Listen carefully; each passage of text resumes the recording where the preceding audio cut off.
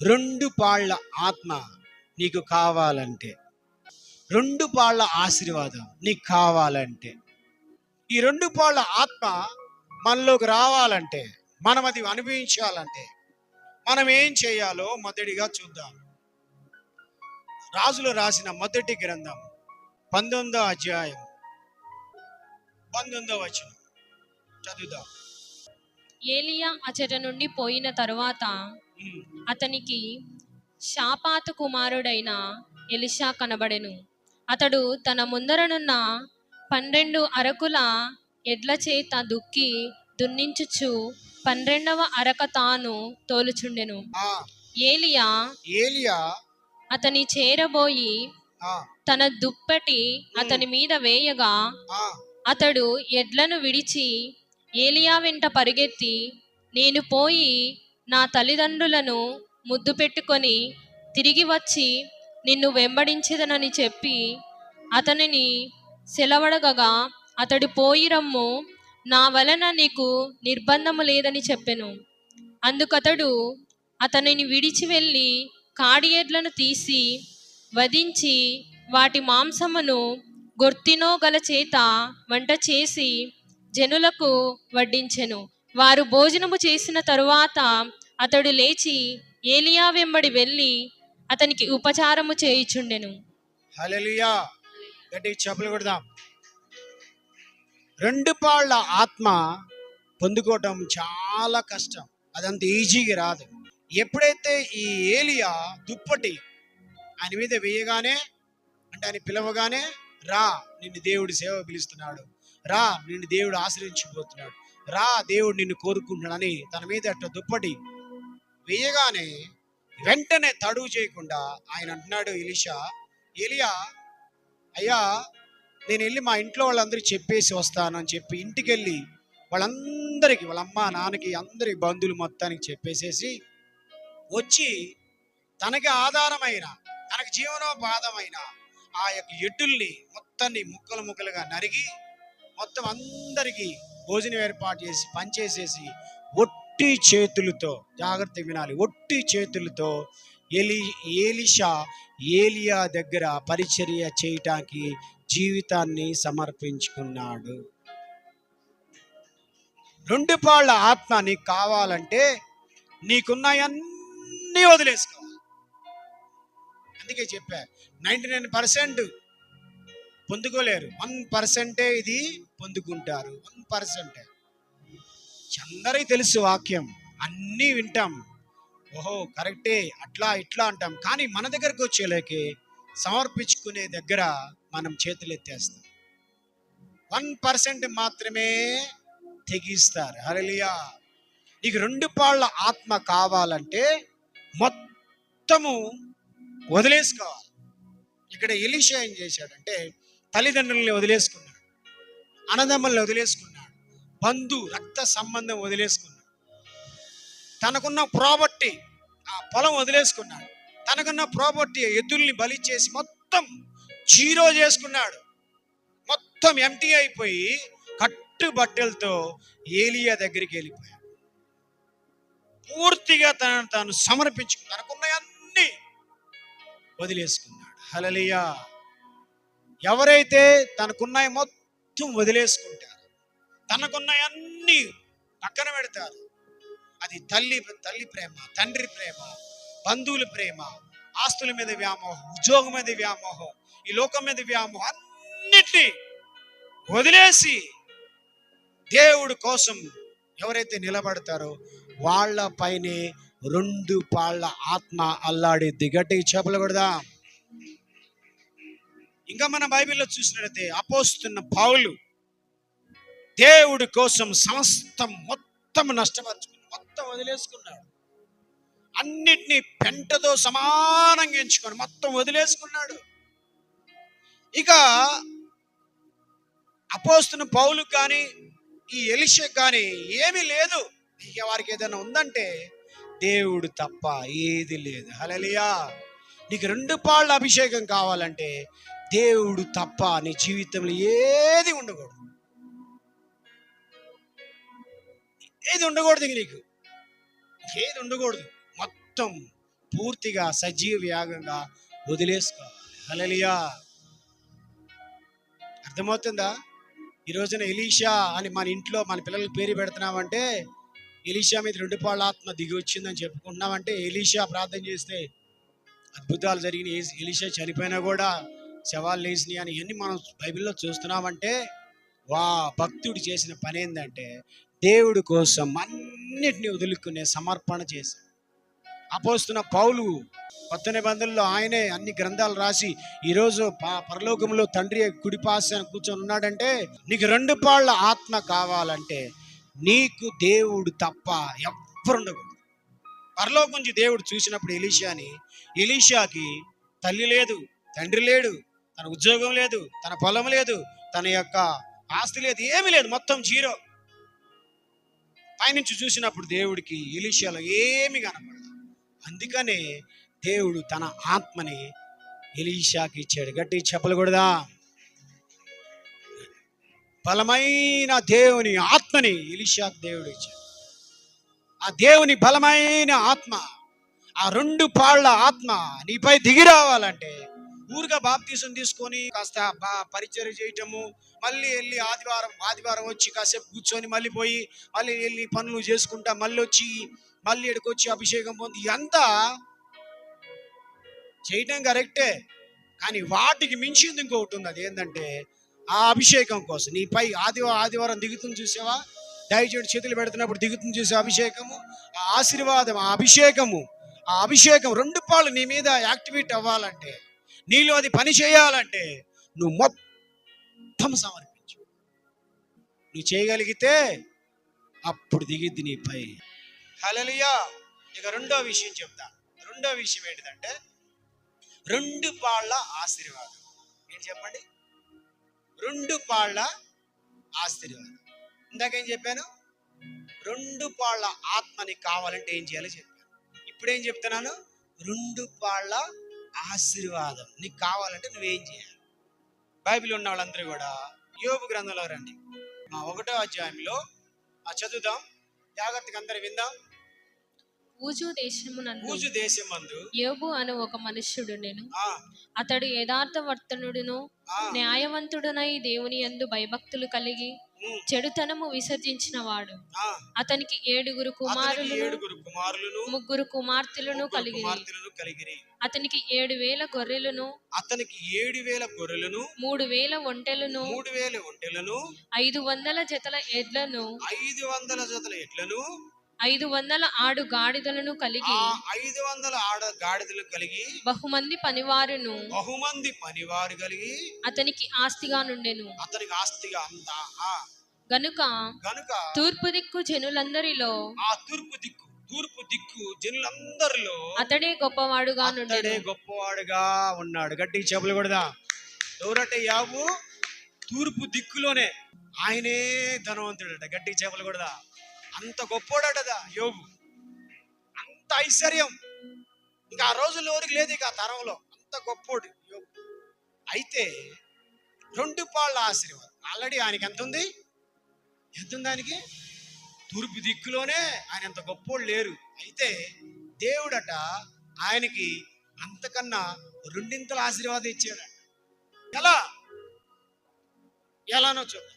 అదే అధ్యాయంలో 13 చదువుకుంటారా? ఒక దినమున యోబు కుమారులను కుమార్తెలను తమ అన్న ఇంట భోజనము చేయుచు ద్రాక్షారసము పానము చేయుచు నుండగా ఒక దూత అతని యొద్దకు వచ్చి, ఎద్దులు నాగలి దున్నుచు గాడిదలు వాటి సమీపమున మేయుచుండగా షెబాయీయులు వాటి మీద పడి వాటిని పట్టుకొని పోయి ఖడ్గముతో పనివారిని హతము చేసిరి. జరిగినది నీకు తెలియజేయుటకు నేనొక్కడనే తప్పించుకొని వచ్చి ఉన్నానెను. అతడు ఇంకా మాటలాడుచుండగా మరి ఒకడు వచ్చి, దేవుని అగ్ని ఆకాశము నుండి పడి గొర్రెలను పనివారిని రగులపెట్టి కాల్చివేసెను. దానిని నీకు తెలియజేయుటకు నేనొక్కడనే తప్పించుకొని వచ్చి ఉన్నానెను. అతడు ఇంకా మాటలాడుచుండగా మరి ఒకడు వచ్చి, కల్దీయులు 3 సమూహములుగా వచ్చి ఒంటెల మీద పడి వాటిని కొనిపోయి ఖడ్గము చేత పనివారిని చంపిరి. నీకు దానిని తెలియజేయుటకు నేనొక్కడనే తప్పించుకొని వచ్చి ఉన్నానను. అతడు మాట్లాడుచుండగా వేరొకడు వచ్చి, నీ కుమారులను నీ కుమార్తెలను తమ అన్న ఇంట భోజనము చేయుచు ద్రాక్షారసము పానము చేయుచుండగా గొప్ప సుడిగాలి అరణ్య మార్గముగా వచ్చి ఆ ఇంటి 4 మూలలను కొట్టగా అది యవ్వనుల మీద పడినందున వారు చనిపోయిరి. దానిని నీకు తెలియజేయుటకు నేనొక్కడనే తప్పించుకొని వచ్చి ఉన్నానెను. అప్పుడు యోబు లేచి తన పై వస్త్రమును ఆ, చింపుకొని చెప్పుకొని తల వెంట్రుకలు గొరిగించుకొని ఆ, నేల మీద ఆ, సాష్టాంగపడి ఆ. నమస్కారము చేసి ఇట్లా నేను ఒక్క నిమిషం. ఏం జరిగిందంట? గొర్రెలు, మేకలు, పశువులు అన్ని చివరికి బిడ్డలు కూడా మొత్తం చనిపోయారు. మొత్తం పోయింది. ఆయన ఆస్తి, ఐశ్వర్యము, బిడ్డలు మొత్తం పోయిందని. ఆయనకున్నది మొత్తం పోయింది. ఎంతో కష్టపడి సంపాదించుకుంది అంతా మొత్తం వెళ్ళిపోయి జీరో అయిపోయింది.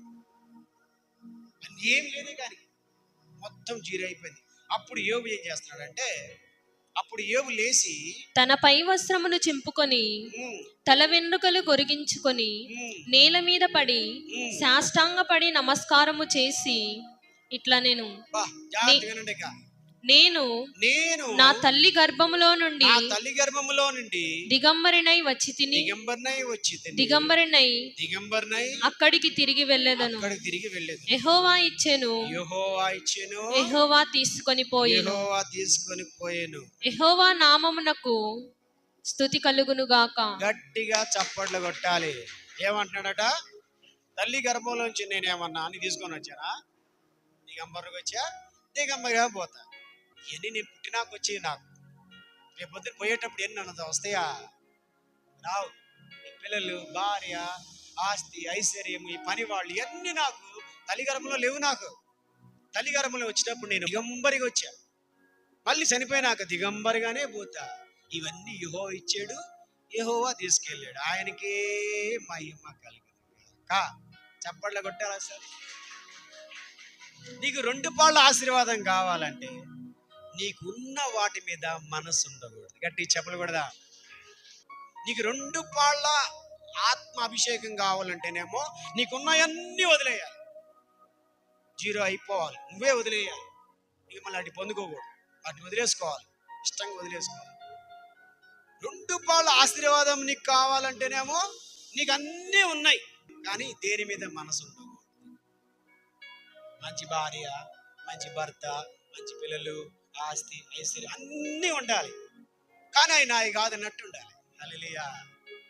అట్ట ఉన్నాడు కాబట్టి యోబు యెహోవా ఇచ్చెను, యెహోవా తీసుకుని అనగలిగాడు. నువ్వు నేనైతే కత్తి తీసుకొని పొడుచుకుని తెచ్చు. నా భార్య లేకపోతే నేను బతకడం ఎందుకు? ఇంకా నా భర్త లేకపోతే ఈ బతుకెందుకు? పిల్లలు లేకపోతే ఈ బతుకెందుకు? ఆస్తి లేకపోతే ఈ బతుకెందుకు అని నువ్వు చచ్చిపోతావు. లేకపోతే ఏడున్నావు దేవుడా, ఎడిపోయావు దేవుడా అని దేవుడిని దూషిస్తావు. నీకున్న దాని నీకు ఏది ఉందో ఇది నాది, ఇది నాది అనకూడదు. ఇది నాది కాదురా బాబు. హల్లెలూయా. ఇది నాది కాదు, వాస్తవంగా నీది కాదు అది. అట్ట ఎవరైతే బతకగలుగుతారో, ఎవరైతే అట్ట ఉండగలుగుతారో, ఎవరైతే అట్ట ఆలోచించగలుగుతారో వాళ్ళకే 2 పాళ్ళ ఆశీర్వాదం దేవుడు ఇస్తాడు. మనకి 2 పాళ్ళ ఆశీర్వాదం ఎందుకు రాదంటే మనకున్నదాన్ని గట్టిగా పట్టుకుంటాం. హల్లెలూయా. నీకున్నది నీది కాదు, దేవుడిచ్చింది. అది నీకున్న భార్య దేవుడిచ్చాడు, నీకున్న భర్త దేవుడిచ్చాడు, నీకున్న పిల్లలు దేవుడిచ్చాడు, నీకున్న ఉద్యోగం, నీకున్న చదువు, నీకున్న బుద్ధి జ్ఞానం, నీకున్న డబ్బు, నీకున్న పొలము నీకు దేవుడిచ్చాడు. ఈ బుద్ధి జ్ఞానం ఉన్న వాళ్ళు దాని మీద మనసు పెట్టరు, దేని మీదే పెట్టరు. ఈ బుద్ధి జ్ఞానం లేని వాళ్ళు దేవుడిని పక్కన పెట్టి ఇది నాది నాది నాది అని ఆదాలాగా అంటారు. అందుకనే ఆశీర్వాదం దేవుడిది రాదు, ఉన్నది కూడా పోయింది. ఒకడే ఒక కొడుకు. దేవుడు ఏమన్నాడు? ఈ కొడుకు ద్వారా నీ వంశము ప్రపంచమంతా విస్తరించబడింది అన్నాడు. అన్న తర్వాత దేవుడు ఏమన్నాడు? ఆ కొడుకు నాకు బలి అన్నాడు. ఇయ్యాలా వద్దా? ఇస్తే కొడుకు చచ్చిపోతాడు. చచ్చిపోతే మరి వాగ్దానం ఎడిపోయింది? పోయింది కదా. ఇక్కడ పరీక్ష ఏంటంటే అబ్రహాంకి, అంటే ఇచ్చిన దాని మీద మనసు పెడతాడా, ఇచ్చిన వాడి మీద పెడతాడా? ప్రేమ నా మీద చూపిస్తాడా, ప్రేమ ఇచ్చిన కొడుకు మీద చూపిస్తాడా? ఈ అబ్రహాంకి నేను ముఖ్యమా, ఇచ్చిన కొడుకు ముఖ్యమా అని పెట్టిన పరీక్షలో అన్నాడు అబ్రహాం, తండ్రి నువ్వు ఇచ్చావు, నాకు ఈ కొడుకు ముఖ్యం కాదు, ఇచ్చిన నువ్వు ముఖ్యం, తీసుకుంటే తీసుకో. గట్టి చెప్పలు కడదా, హల్లెలూయా. ఏంటంట, ఇచ్చిన నువ్వు తీసుకున్నా నాకేం బాధ, బలి ఇవ్వమంటే బలి చేస్తా అని తన మెంటాలిటీ. నాకు ఇది ముఖ్యం కాదు, ఇచ్చింది ముఖ్యంగా, ఇచ్చింది నువ్వు నాకు ముఖ్యం అని అన్నాడు. రుజువు పరిచాడు, చేసి చూపించాడు. కాబట్టి ఈ రోజున ప్రపంచంలో అనేక జనములకు తండ్రి అయ్యాడు. ఈరోజు మన అందరం అబ్రహాం సంతానం ఎట్ట మారింది తెలుసా? ప్రపంచం మొత్తానికి తండ్రి. భూమి మీద ఎవరు? అబ్రహాం. ఒక్క కొడుకు నీ త్యాగం చేస్తే వేల కొడుకులు, లక్షల కొడుకులు, కోట్ల కొడుకులు దేవుడిచ్చాడు. హల్లెలూయా. నీకున్నది నీది కాదని నువ్వు నమ్మి దేవుడికి ఇచ్చే దమ్ము, ధైర్యం నీకుంటే అది విస్తారంగా మారిపోయింది. దేవుడు అన్నాడు, నా కొడుకుని నాకు ఇచ్చేయంటే కళ్ళు మూసుకొని ఇచ్చేసాడండి బాబు. ఊరిక రెండింతల ఆశీర్వాదం రాదండి బాబు, ఊరిక రాదు. దేనికైనా కొన్ని లెక్కలు ఉంటాయి. హల్లెలూయా. బాప్తీసం తీసుకున్నంత మాత్రాన, చర్చికి వచ్చిపోయేంత మాత్రాన, 10 రూపాయలు కానికేస్తే మాత్రం రాదు. ఊరిక దేవుడికి ఇచ్చేవాడు చేయవాకండి. మన దేవుడు రాయి రప్ప కాదు, కళ్ళు మూసుకునే ఉంటాడు. ఏం చేసినా అన్ని చూస్తా ఉంటాడు. హల్లెలూయా. నీ హృదయం లోపల ఏముందో మొత్తం చూస్తాడు. నీకు డబ్బు అంటే ఇష్టమా, దేవుడు అంటే ఇష్టమా? నీకు భార్య అంటే ఇష్టమా, దేవుడు అంటే ఇష్టమా? నీకు కొడుకు అంటే ఇష్టమా, నీ దేవుడు అంటే ఇష్టమా? నీ ఆస్తి అంటే ఇష్టమా, దేవుడు అంటే ఇష్టమా? నీకు ఉద్యోగం అంటే ఇష్టమా, దేవుడు అంటే ఇష్టమా? ఇవన్నీ చూసుకుంటాడు. అన్నీ కావాలి, కానీ దేని మీద మనసు ఉండకుండా ఉండవాళ్ళకే 2 పాళ్ళ ఆశీర్వాదం దేవుడిస్తాడు. ఈయన వాక్యానుసారంగా వారు జీవించే కృప వారికి అనుగ్రహించి, ఈ వాక్యం వారి గుండెల్లోంచి సాతాను ఎత్తుకుపోకుండా ఒక్కొక్క హృదయాన్ని సీల్ చేస్తున్నాము. వాక్యమైన అభిషేకంతో సీల్ చేస్తున్నాను. విన్న వాక్యం నెమరేసుకునే శక్తి ఆ యొక్క మనసుకు కలుగునుగాక. వాక్యాన్ని మర్చిపోవటం, వాక్యాన్ని వదిలిపెడతాం, వాక్యానుసారంగా ప్రవర్తించకుండా చేసే ఆత్మలన్నీ వేస్తున్నాము. ప్రతి ఒక్క హృదయంలో ఎవరైతే ఈ వాక్యం విన్నారో వారి హృదయంలో వాక్యము నాటబడునుగాక, అది ఫలించునుగాక, వారు వర్ధిల్లుదురుగాక. అట్ట ఒక్కొక్కరిని పేరు పేరున మీ చేతులకు అర్పిస్తూ యేసు నామములో అడిగి వేడుకొనిచున్నాము తండ్రి. ఆమేన్, ఆమేన్, ఆమేన్.